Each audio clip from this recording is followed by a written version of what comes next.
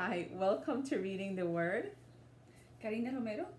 I'm Merle Huey, and thanks. And we're picking up back where we left off, and we're starting in verse 24, Matthew 10, verse 24, and Karina is going to start in Spanish. Ok, yeah, ok.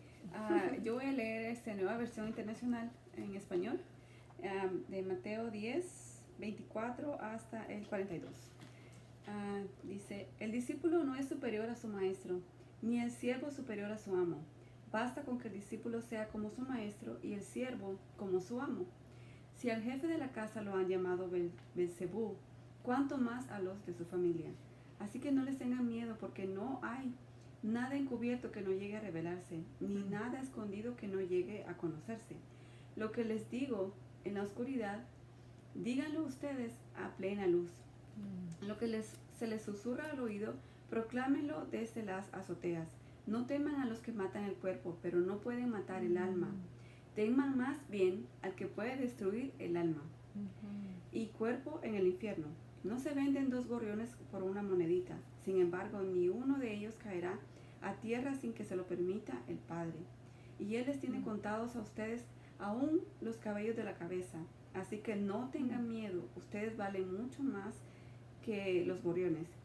A cualquiera que me reconozca delante de los demás, yo también lo reconoceré delante de mi Padre que está en el cielo. Pero a cualquiera que me desconozca delante de los demás, yo también lo desconoceré delante de mi Padre que está en el cielo. No crean que he venido a trazar paz a la tierra. No vine a trazar paz sino espada, porque he venido a poner en conflicto al hombre contra su padre, a la hija contra su madre, a la nuera contra su suegra. Los enemigos de cada cual serán los de su propia familia. El que quiere a su padre o a su madre más que mí, no es digno de mí. El que quiere a su hijo y a su hija más que mí, no es digno de mí. Y el que no toma su cruz y me sigue, no es digno de mí. El que encuentre su vida la perderá, y el que la pierda por mi causa la encontrará. Quien los recibe a ustedes, recibe a mí. Y quien me recibe a mí, recibe al que me envió. Cualquiera que recibe a un profeta por tratarse de un profeta, recibirá recompensa de profeta. Y el que recibe a un justo por tratarse de un justo, recibirá recompensa de justo. Y quien dé siquiera un vaso de agua fresca a uno de estos pequeños por tratarse de uno de mis discípulos, les aseguro que no perderá su recompensa. Amén. Wow, amen. Okay, so I will continue. I'll do it in English. So, verse 24. A student is not above his teacher, nor a servant above his master. It is enough for the student to be like his teacher and the servant like his master. If the head of the house has been called Beelzebub, how much more the members of his household? So do not be afraid of them. There is nothing concealed that will not be disclosed, or hidden that will not be made known. What I tell you in the dark, speak in the daylight. What is whispered in your ear, proclaim from the housetops. Housetops. Do not be afraid of those who kill the body, but cannot kill the soul.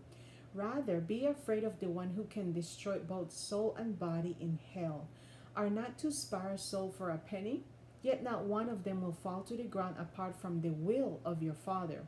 And even the very hairs of your head are all numbered.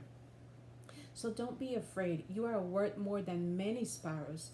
Whoever acknowledges me before men, I will also acknowledge him before my Father in heaven. But whoever disowns me before men, I will disown him before my Father in heaven. Do not suppose that I have come to bring peace to the earth. I did not come to bring peace, but a sword. For I have come to turn a man against his father, a daughter against her mother, a daughter-in-law against her mother-in-law. A man's enemies will be the members of his own household. Anyone who loves his father or mother more than me is not worthy of me. Anyone who loves his son or daughter more than me is not worthy of me. And anyone who does not take his cross and follow me is not worthy of me.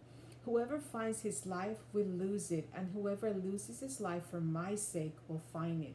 He who receives you receives me, and he who receives me receives the one who sent me. Anyone who receives a prophet because he is a prophet will receive a prophet's reward. And anyone who receives a righteous man because he is a righteous man will receive a righteous man's reward. And if anyone gives a cup of cold water to one of these little ones because he is my disciple, I tell you the truth, he will certainly not lose his reward. So, there's quite a lot going on in here too, but one of the things that is definitely coming to me is that what an encouraging chapter.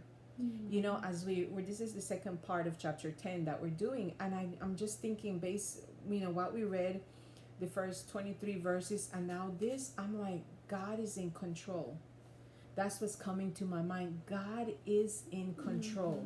And even here, it is saying, you know, I'm in control, that even, and now I'm in control, but I'm also I'm letting you join in that part. And I'm telling you, if I say something to you in secret, I want you to shout it from the rooftop.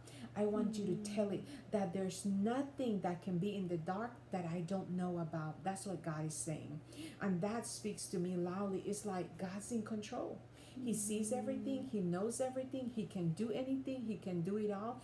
But he also, and what a beautiful thing that he considers us something. Even though he's saying, hey, I have it, I'm in control, he's saying, you are so much more valuable to me. He's saying, I want you to know that the birds, the sparrows, nothing can happen to them without my control. But even you are much more than a bird to me. But how good I take care of a bird, imagine how well I will take care of you. So in a way, this is also telling me, don't worry. Just like we said, don't worry earlier, because God will tell you what to say. He's saying you don't have to worry about anything. And he's saying, don't be afraid. Don't worry and don't be afraid what anybody outside of me can do. The only one that you should have fear, reverential fear, not fear where you're like, oh my God, I can't go near you, but like a fear like respect. He said, it is me, because I can take you, your body, your soul, and I can destroy it all. People can only do so much. They can only hurt you in the physical. They have a limitation, but I have no limitations. So here you're definitely seeing the power, the authority of God, the control of God, and you're seeing how he values us. That he said, I know even all the hairs of your head. Any of us, maybe when you're a baby, if you have less hair, your parent can count your hair, but as you get older, and if you have a lot, you don't know how many hair you have, and you can try starting to count it, but some might fall. So more than likely you're not going to get the right number, but God knows it. He knows the number that's there. He knows the number that's gone. He knows everything about you. He's in control, and he's telling you, I love you. You are precious to me. You matter to me. Get that in your head. If you get nothing else, get that. The one that knows it all, has it all, is in control, is saying, I love you. You are precious to me. Amén, amén. Sí, para mí me gusta mucho cuando dice, no teman a los que matan el cuerpo, sino que teman más bien al que puede destruir el alma y el cuerpo en el infierno. Entonces, pues eso me pone como a pensar, wow, porque a veces uno tiene miedo de cosas, ¿verdad? Cosas que puedan pasarle a uno, pero en realidad, o personas que lo puedan intimidar, pero en realidad no tenemos por qué tener miedo, porque como dice Merly, Dios está en control, Dios nos cuida, Dios tiene todo el poder, Él es el dueño de todo, así que no debemos de temer, aunque nuestra mente a veces nos quiera pensar, engañarnos, pero debemos de confiar en Dios, que Él está en control, así como dice Merly. See, and you know, I want to say, I know that it's not easy. It is easier said than done to say this, especially when you're not in the midst of storm, of a pain, of a hardship. It's easier said than done.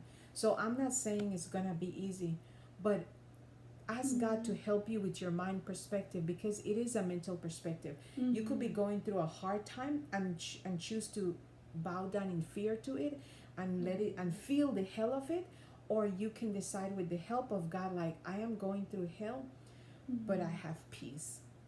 And only God can do that. So I want to encourage you. It is up to you who you will let control your mind. If you're going to let your circumstances, your fears take over, or you're going to ask God, God, help me. Let your promises, let your word, use whatever you can to make you change your mind, build your mind that no matter what is going to be okay. En español quería decir que es más Es fácil decirlo, hablarlo, que hacerlo, especialmente si estás pasando por algo difícil, algo duro. A veces es difícil no preocuparse, a veces es difícil no pensar que estás sola o que Dios no está contigo o cómo vas a salir de esto o lo otro, o intimidar, tener como si te manipulan las personas, de tener miedo de ellas o de la situación. Es más fácil decirlo que hacerlo, pero puedes decidir mentalmente, aunque pase por que se siente como infierno, no tengo que hacer lo que se sienta como infierno, aunque sea para ti en una manera. Puedes decir, no, yo voy a creer la palabra de Dios, yo voy a creer lo bueno que es Dios y que voy a salir de esta, no me voy a quedar en esto, porque yo sé que es bien difícil a veces para unas de nosotras más que otras, claro.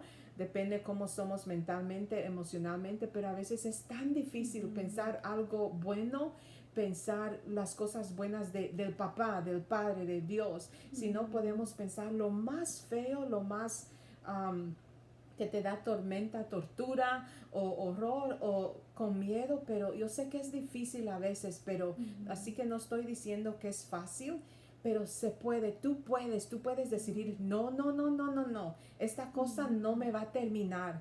No me voy a quedar por vencida y no me voy a rendir a este problema, esta oscuridad, esta cosa. Yo voy a salir adentro, yo voy a salir enfrente y voy a seguir adelante con Dios, con su palabra, con su espíritu, con apoyo de otras personas que son por mí. Pero Dios quiere que sepas que tú eres tan especial para Él. Ok. Amén, Gracias. amén. ¿Algo más? No. Nothing else? Okay. Well, thank you. And see you in the next one. Thanks for Bye. coming to Reading the Word. Bye.